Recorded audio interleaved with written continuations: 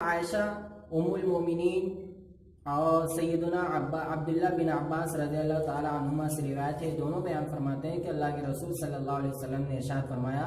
کہ یہود اور نصارہ کے اوپر اللہ کی لعنت ہو، لعنت اللہ علی الیہود والنصارى اتخذوا قبور انبیائہم مساجدا، کہ جن لوگوں نے اپنے انبیاء کی قبروں کو مسجدیں بنا لی، جسے امام بخاری مسلم نے روایت کیا۔ تو لہذا آج کل جو لوگ مزارات سے عقیدت رکھتے ہیں، جو لوگ قبروں کی پوجا کرتے ہیں، جو لوگ قبروں پر اپنے سجدہ گاہ بنا لیا ہے اور یہ سمجھتے ہیں کہ قبروں ہی کی وجہ سے، وہاں پر جانے کی وجہ سے ہماری مرادیں منتیں پوری ہوتی ہیں، ان لوگوں کے لیے حدیث کھلا دلیل ہے اس بات کی کہ جب انبیاء کی قبروں کو سجدہ گاہ نہیں بنایا جا سکتا ہے تو انبیاء سے بڑھ کر زیادہ کون ہے، انبیاء سے زیادہ معزز کون ہے؟ تو جب انبیاء کی قبر سجدوں کے لائق نہیں ہے تو پھر دوسروں کی قبروں کو سجدہ گاہ بنانا، دوسروں سے منتیں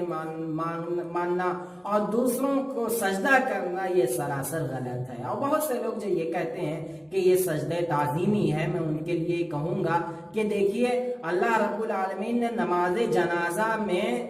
رکوع و سجود کو اس لیے ختم کر دیا کہ کہیں دوسری قوم والے ہمیں یہ نہ کہیں کہ ہمارے رکوع و سجود جو ہیں وہ مردوں کے لیے ہے۔ تو لوگوں کے شکوک اور شبہات کو دور کرنے کے لیے اللہ رب العالمین نے رکوع سجود ہی نماز جنازہ سے ختم کر دی ہے۔ تو جب نماز جنازہ میں رکوع سجود نہیں کر سکتے ہیں تو جو بلا شبہ بالمباشرہ